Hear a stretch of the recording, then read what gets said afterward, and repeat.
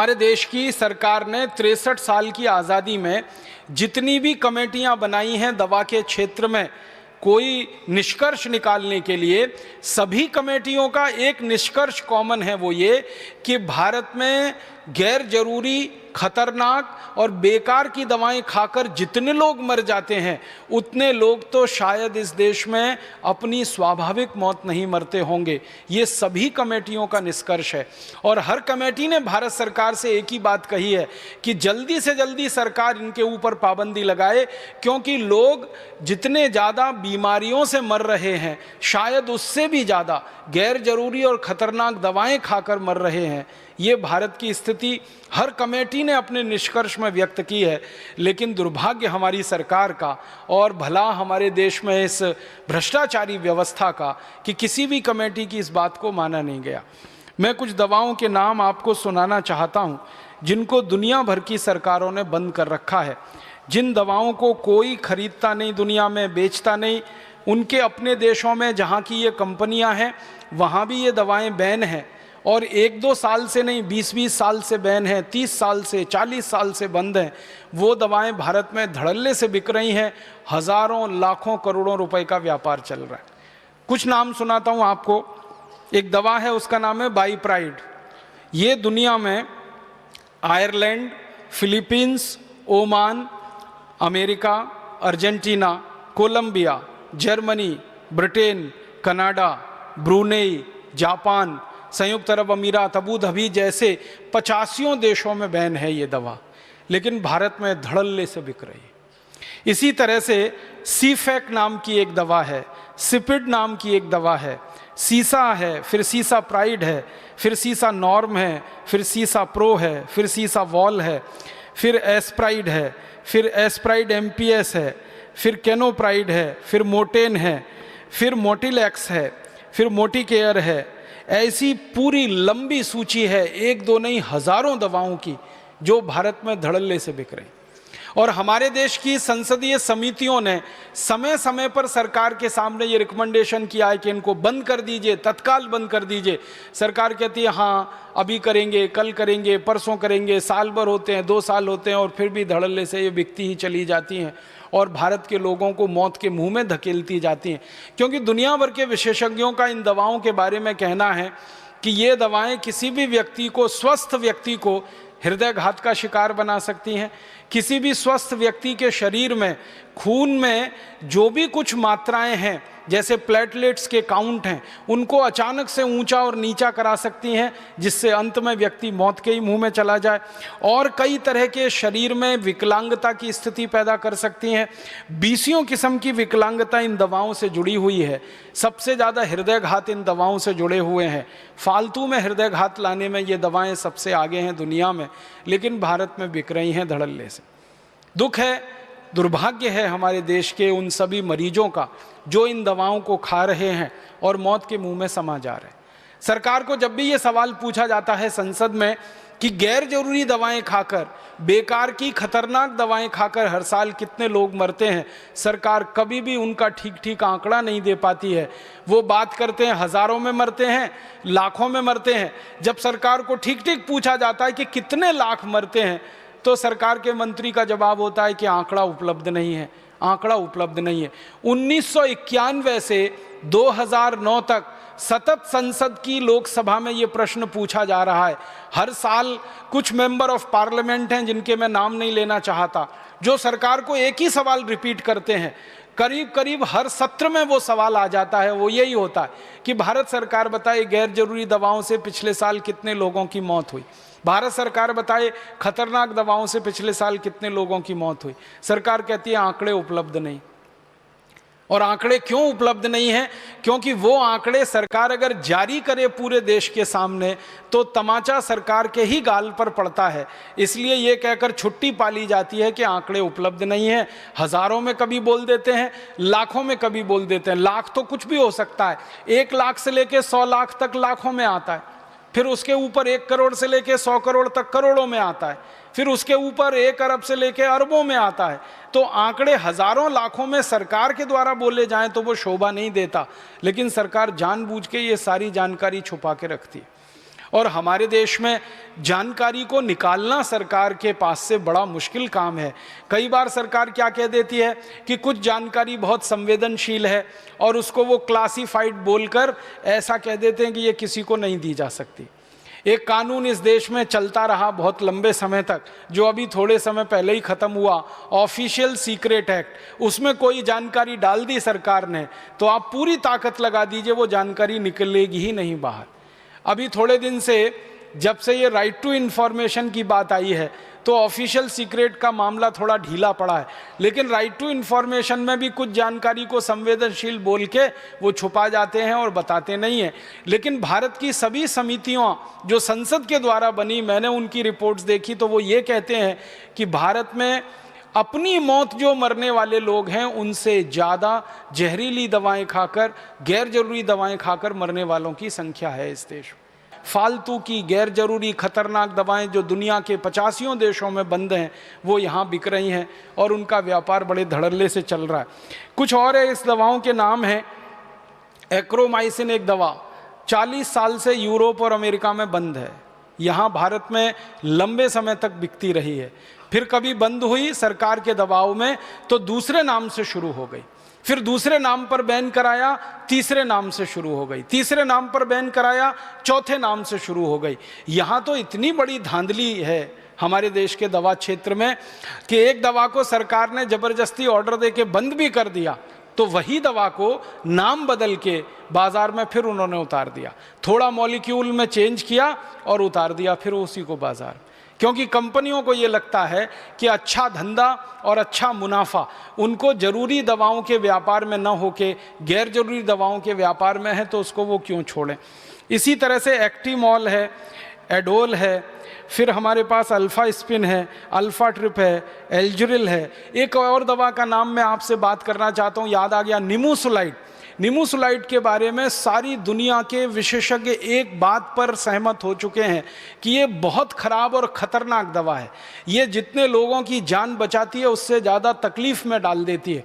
इसलिए स्वीडन ने इसको बैन किया सबसे पहले, स्पेन ने इसको बैन किया, डेनमार्क ने बैन किया, नॉर्वे ने बैन किया, फिर उसके बाद पुर्तगाल ने बैन किया, फिर दुनिया भर के ऐसे 85 देशों में ये निमोसुलाइड बैन हो गई। लेकिन भारत में धड़ल्ले से बिक रही है और हमारे बहुत सारे मेडिकल प्रैक्टिशनर इसको अपनी प्रिस्क्रिप्शन स्लिप पर बहुत ज़्यादा पैमाने पर लिख रहे हैं। एनाल्जिन नाम की एक दवा आप जानते हैं, दुनिया भर के विशेषज्ञों ने सबसे ज़्यादा ऑब्सोलीट जिसको करार दे दिया कि इससे ज़्यादा फालतू की और बेकार की दवा नहीं हो सकती है, वो एनाल्जिन की हमारे देश में साल की बिक्री लगभग 35 से 40 करोड़ रुपए की है। अमेरिका में जिस दवा को कोई पूछता नहीं, यूरोप में जिस दवा को कोई पूछता नहीं, लैटिन अमेरिका में जिस दवा को कोई पूछता नहीं, एशिया के देशों में जिस एनाल्जिन को कोई पूछने वाला नहीं है। आपको शायद मालूम होगा कि टेक्स्ट बुक में से भी ये दवा बाहर हो चुकी है सालों साल पहले, लेकिन भारत में इसका इतना बड़ा बाजार है एनाल्जिन का, लगभग 35 करोड़, पिछले साल का मैंने मार्केट पता किया 37 करोड़ रुपए की बिकी है ये दवा। और ये ऑफिशियल है, आपको हर बार मैं ये कह रहा हूँ कि आंकड़े जो हैं वो सरकार जो रिलीज़ कर देती है, जो अनऑफिशियल है, गैर कानूनी तरीके से ये बना के बाज़ार में बेची गई होगी, उसके बारे में हम अंदाज़ा नहीं लगा सकते। निमोसुलाइड का मार्केट जहाँ सब बंद हो रहा है दुनिया में, यहाँ धड़ल्ले से चल रही है। एनाल्जिन का मार्केट जहाँ दुनिया में बंद है वो भारत में धड़ल्ले से चल रही है। आपको बड़ी हंसी आएगी सुनकर कि अमेरिका की कई कंपनियां, उनमें से एक कंपनी विशेष रूप से एक दवा यहाँ बेच रही है, उसका नाम है विक्स। भारत में एक छोटा सा सर्वे किया था हम लोगों ने, और वो सर्वे ये किया था कि किसी भी केमिस्ट के काउंटर पर बिना डॉक्टर के प्रिस्क्रिप्शन के सबसे ज़्यादा बिकने वाली दवाएं कौन सी हैं, इसका एक छोटा सा सर्वेक्षण किया था। हम लोगों ने एक टीम बना के काम किया था। पता चला कि बिना डॉक्टरी प्रिस्क्रिप्शन के किसी भी केमिस्ट की दुकान से सबसे ज़्यादा जो एक ब्रांड नेम बिक रहा है वो यही है, विक्स। गले की खिचखिच, विक्स की गोली, सर्दी खांसी जुकाम, विक्स ले लो, इसमें तो विक्स ले लो, उसमें तो विक्स ले लो, ऐसा धड़ाधड़ विज्ञापन ये करते हैं। और सारे देश के लोगों का दिमाग ऐसे बनाया हुआ है कि सर्दी खांसी जुकाम सीधे विक्स में जाओ, और गले की खिचखिच हो जाए तो विक्स खाओ, तो इसके लिए विक्स लगाओ, तो उसके लिए विक्स लगाओ। अकेला एक ब्रांड नेम सबसे ज़्यादा बिक रहा है। फिर मैंने और हमारी टीम ने ये जानने की कोशिश की कि अच्छा पता लगाओ, ये जो विक्स का ब्रांड नेम है जिसको एक अमेरिकन कंपनी भारत में बेच रही है, उस कंपनी का नाम है प्रॉक्टर एंड गैम्बल, ये कंपनी अपने देश में बेच रही है क्या इसको, और यूरोप के देशों में बेच रही है क्या? क्योंकि प्रॉक्टर एंड गैम्बल का मार्केट तो दुनिया भर के देशों में है, 56 देशों में व्यापार करती है। पता चला कि अमेरिका में नहीं बिकता, ये यूरोप में नहीं है, फ्रांस में नहीं, जर्मनी में नहीं, स्वीडन में नहीं, स्विट्जरलैंड में नहीं, डेनमार्क में नहीं, नॉर्वे में नहीं, आयरलैंड में नहीं, स्कॉटलैंड में नहीं, इंग्लैंड में नहीं, किसी भी देश में जो नहीं है उनका ब्रांड, वो भारत में सबसे ज़्यादा मुनाफा देने वाला उनका ब्रांड है। प्रॉक्टर एंड गैम्बल के एक अधिकारी को मैंने पूछा था कि आपके जितने भी ब्रांड हैं भारत में सबसे ज़्यादा मुनाफा कौन देता है, तो उन्होंने कहा बाकी तो घाटा देते हैं, मुनाफा तो खाली विक्स देता है। बाकी तो घाटा देते हैं, मुनाफा तो विक्स देता है। तो बाकी का घाटा विक्स के मुनाफे से वो पूरा कर लेते हैं, और इतने धड़ल्ले से सारे देश में ये बिक रहा है। इसी तरह की बहुत सारी दवाएं हैं बाजार में जिनको हमारे देश में टेलीविज़न के विज्ञापनों के माध्यम से, रेडियो के विज्ञापनों के माध्यम से, अखबारों के विज्ञापनों के माध्यम से ये कंपनियां बेच लेती। आप जानेंगे कि दुनिया भर के देशों में ये कानून है कि दवाओं का विज्ञापन आप नहीं कर सकते, ना टेलीविज़न पे, ना अखबारों में, ना पत्रिकाओं में। लेकिन भारत में धड़ल्ले से टेलीविज़न पे भी विज्ञापन है, पत्रिकाओं में भी है, अखबारों में भी है, रेडियो पर भी है, और कानून है। उसके बावजूद ये है, आपको सुनकर हैरानी होगी कि कानून है उसके बावजूद ये है। कई देशों में कानून थोड़े सख्ती से लागू होते हैं। सिंगापुर जैसा छोटा सा देश है, हमारे पड़ोस में है, कानून वहाँ भी है, कानून भारत में भी है। लेकिन सिंगापुर में मजाल क्या को कोई कंपनी टेलीविज़न पे अपना विज्ञापन कर दे किसी दवा का और वो वहाँ मार्केट में रह पाए, सवाल ही नहीं उठता। छोटा सा देश है, इतनी सख्ती से इस कानून को लागू करता है। लेकिन हमारा इतना बड़ा देश, इतना बड़ा लोकतंत्र, इतनी बड़ी सरकार, इतनी बड़ी फौज हमारे एडमिनिस्ट्रेशन की, पुलिस की, इसको लागू ही नहीं करा पाती। तो ऐसी बहुत सारी दवाएं हज़ारों की संख्या में फालतू में बाज़ार में बेची जा रही हैं। तो आप बोलेंगे हम क्या कर सकते हैं?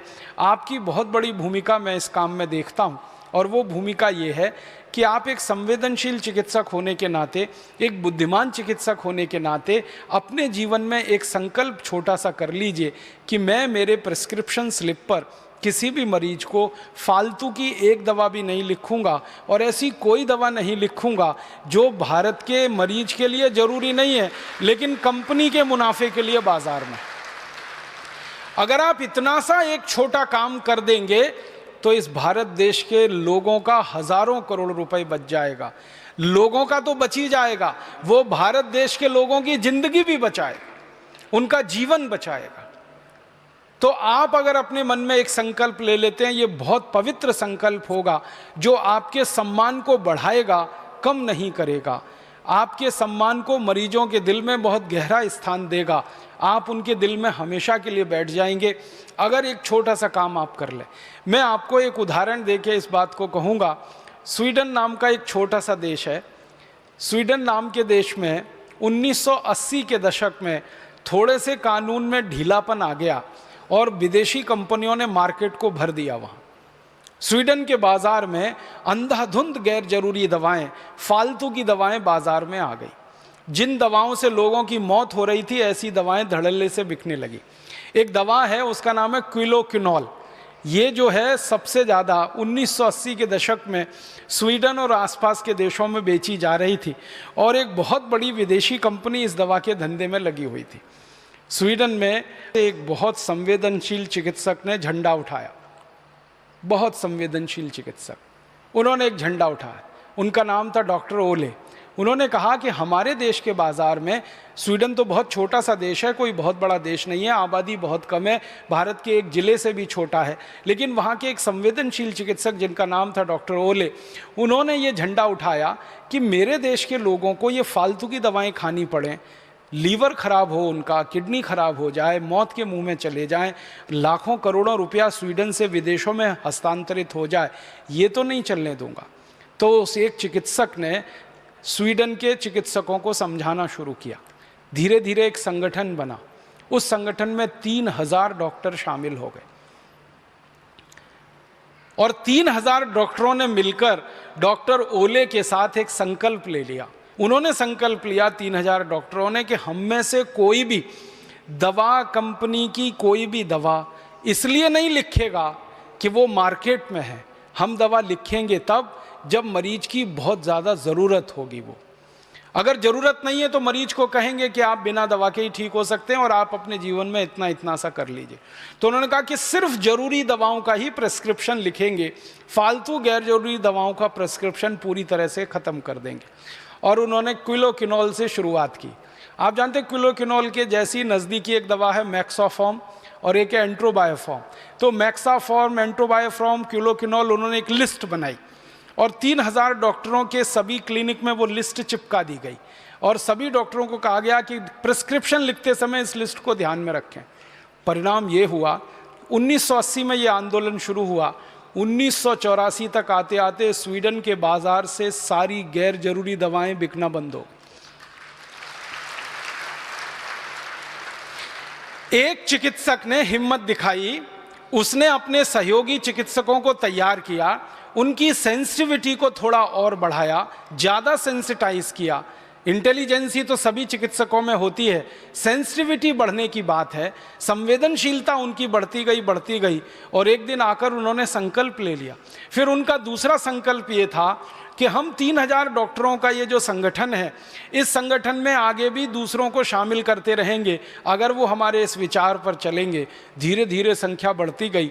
फिर ये आंदोलन स्वीडन से निकल के डेनमार्क में चला गया, डेनमार्क से निकल के फिर नॉर्वे में चला गया, नॉर्वे से निकल के फिर जर्मनी, फ्रांस में चला गया और एक बहुत बड़ी संस्था बन गई। अब वो संस्था वहाँ काम करती है, उनका नाम है डॉक्टर्स विदाउट फ्रंटियर्स। और वो मिलके पूरे के पूरे यूरोप के ये नॉर्डिक कंट्रीज़ जो कहे जाते हैं, इनमें एक ही अभियान चला रहे हैं और उसमें पूरे सफल हैं कि एक भी फालतू की गैर जरूरी दवा और ख़तरनाक दवा उनके बाज़ार में बिक नहीं सकती, क्योंकि उसका वो प्रिस्क्रिप्शन करते नहीं हैं। सारी दवा कंपनियां उन डॉक्टरों को लालच दे के परेशान हो चुकी हैं, बहला फुसला के परेशान हो चुकी हैं, लेकिन वो डॉक्टर झुकते नहीं हैं। उनकी इज्जत, उनका सम्मान वहाँ के मरीजों में दिन प्रतिदिन बढ़ा है। और एक अच्छी बात बताऊं कि ये सारे डॉक्टरों की जो प्रैक्टिस है उसके बारे में जब उनसे पूछा गया अनेक बार कि आपकी प्रैक्टिस का क्या हुआ, आपने जब ये फालतू गैर जरूरी दवाएं लिखना कम किया तो कंपनियों ने आपको पैसे देना, कमीशन देना बंद किया, वो तो आपकी कमाई कम हो गई। तो सभी डॉक्टर कहते हैं पहले से ज़्यादा बढ़ गई। क्यों? तो वो कहते हैं कि पहले जो मरीज हमारे ऊपर शक करते थे, आशंका करते थे, अब वो भी भरोसा करने लगे हैं, इसलिए हमारे पास अब ज़्यादा पहले से मरीज आने लगे। ये डॉक्टर्स लोगों के समूह में डॉक्टर ओले का अभी तो स्वर्गवास हो गया है। उनके स्वर्गवास के पहले उनका एक लंबा इंटरव्यू आया था। उस इंटरव्यू में उनसे पूछा गया था कि जब से आपने ये अभियान शुरू किया फालतू गैर जरूरी दवाओं के बहिष्कार का, आपकी अपनी निजी आमदनी के बारे में बताइए, वो कहाँ पहुँची है।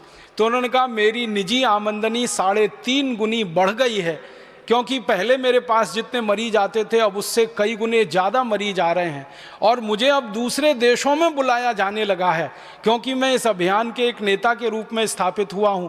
तो आसपास के 20, 22, 25 देशों में मेरी विजिट होती है और वो लोग मुझे बिल्कुल भगवान के बराबर का दर्जा देते हैं कि ऐसे ईमानदार डॉक्टर की दुनिया को ज़रूरत है। मेरा आपसे एक निवेदन है कि स्वीडन में डॉक्टर ओले हो सकते हैं तो भारत में भी ऐसे सैकड़ों, हज़ारों, लाखों डॉक्टर ओले हो सकते हैं, क्योंकि हम भी वैसे ही हैं जैसे वो हैं। हमारी संवेदनशीलता भी उतनी ही है जितनी उनकी है, हमारी बुद्धिमत्ता, इंटेलिजेंसी भी उतनी है जितनी उनकी है। बस हमको एक दिशा लेकर काम में लग जाने की ज़रूरत है, बाकी तो सब पीछे पीछे चल पड़ेगा। तो आज आप सब चिकित्सक बंधुओं से, बहनों से मैं एक ही निवेदन करना चाहता हूं कि आप अपने जीवन में एक छोटी सी शुरुआत करिए और वो शुरुआत यहीं से करिए कि फालतू की गैर जरूरी बेकार की दवाएं हम मरीज को लिखेंगे नहीं, और कोई मरीज आग्रह करेगा तो उसको समझाएंगे, डिस्करेज करेंगे। तो ये कंपनियों का इतना बड़ा जो नेटवर्क खड़ा हुआ है, हज़ारों करोड़ रुपए का जो मुनाफे का उनका चक्र चल रहा है, जिसमें हज़ारों प्रतिशत के मुनाफे वो लूट रहे हैं, ये एक झटके में टूट सकता है। हमारी सरकार तो इस चक्र को तोड़ नहीं पाएगी जब तक कि कोई ऐसी सरकार ना आ जाए जो बहुत ईमानदार हो और भ्रष्टाचार को जड़ मूल से मिटाने के लिए कटिबद्ध हो। ऐसी कोई सरकार आ जाए तो वो एक झटके में कर सकती है, लेकिन जब तक वो सरकार नहीं आती तब तक हम हाथ पे हाथ धरे नहीं बैठ सकते। हम अपने जीवन से एक छोटी सी शुरुआत कर सकते हैं। मुझे आपसे ये एक बात कहनी है कि फालतू की गैर जरूरी दवाएं आप प्रिस्क्राइब करना बंद कर दीजिए। आप अपने कॉन्शियस से, अपने अंतरात्मा से ये पूछ लीजिए कि जिन दवाओं को मैं मेरी पत्नी को नहीं लिख सकता, मेरी बेटी को नहीं लिख सकता, मेरे भाई को नहीं दे सकता, मेरी माँ को और पिता को जो दवाएं मैं नहीं खिला सकता, वो दवाएं किसी दूसरे मरीज के लिए मैं क्यों लिख रहा हूँ। तो आप जो दूसरों को वैसा ही मानने लगें जैसे आप हैं, आपके परिवारी जैसे ही सब हैं। अगर हम अपने आप में ही पूरे समाज की छवि देखना शुरू करें और पूरे समाज की छवि अपने परिवार में देखना शुरू करें कि ये मरीज भी मेरे भाई बहन सरीखे हैं, मेरे माता पिता सरीखे हैं, मेरे बेटे बेटियां सरीखे हैं, तो आपके हाथ रुक जाएंगे, आप वो प्रिस्क्रिप्शन नहीं लिख पाएंगे और उसी दिन से आपके जीवन में एक नए अध्याय की शुरुआत होगी। और वो नया अध्याय आपको हो सकता है भारत का डॉक्टर ओले बना दे, भारत में कोई दूसरा, तीसरा, चौथा ऐसा क्रांतिवीर पैदा कर दे। मैं आपसे कहाँ से शुरू करें इसको, तो एक सरल संकेत करना चाहता हूँ। हमारे भारत के देश में जो फालतू गैर जरूरी दवाएं बिक रही हैं उनमें बहुत बड़ी मात्रा है हेल्थ टॉनिकों की। उनके कुछ ब्रांड नेम हैं, जैसे बूस्ट है, हॉर्लिक्स है, प्रोटीनेक्स है, बॉर्नविटा है, मोल्टोवा है। फूड सप्लीमेंट्स के रूप में आप उनके अलग अलग ब्रांड नेम जानते हैं। यहीं से शुरुआत करिए, क्योंकि इनमें से किसी की भी गरज और ज़रूरत हमारे देश के नागरिकों को नहीं है। आप पूछेंगे क्यों जी? बूस्ट में जो कुछ है, प्रोटीनेक्स में जो कुछ है, बॉर्नविटा में जो कुछ है, मोल्टोवा में जो कुछ है, वो पता है 300 रुपये किलो का है, 250 रुपये किलो का है, 280 रुपये किलो का है, 350 रुपये किलो का है, 400 रुपये किलो का है। अब 400 रुपये किलो का, 350 रुपये किलो का किसी को हेल्थ टॉनिक या फूड सप्लीमेंट आप खिलवा रहे हैं या लिख रहे हैं, उससे अच्छा यह है कि उसको कह दीजिए मूंगफली खा लो।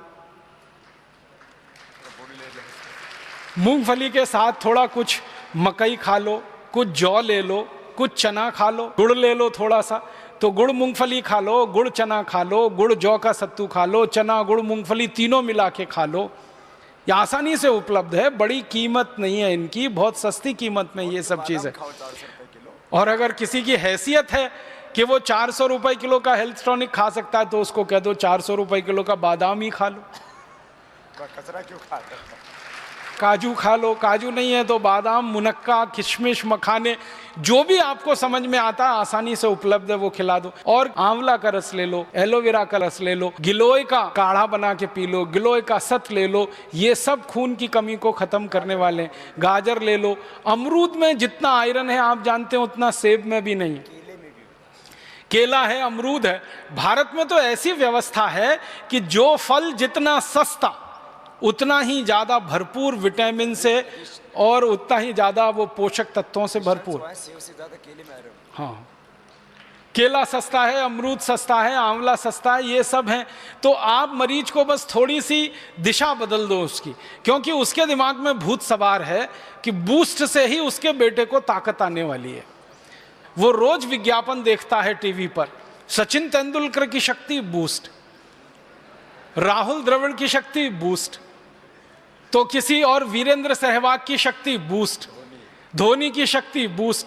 तो वो रोज देख रहा है टीवी पे, क्योंकि क्रिकेट मैच चल रहा है तो ये विज्ञापन सबसे ज्यादा आ रहा है। तो उसके दिमाग में बैठा हुआ है कि बेटे को तेंदुलकर ही बनाना है, तो बूस्ट खा के ही संभव है। और उन्होंने बचपन में कभी नहीं खाया। और मजे की बात यह है कि ना तेंदुलकर ने कभी बूस्ट खाया, ना सहवाग ने कभी बूस्ट खाया, ना धोनी ने खाया, न किसी दूसरे क्रिकेट खिलाड़ी ने।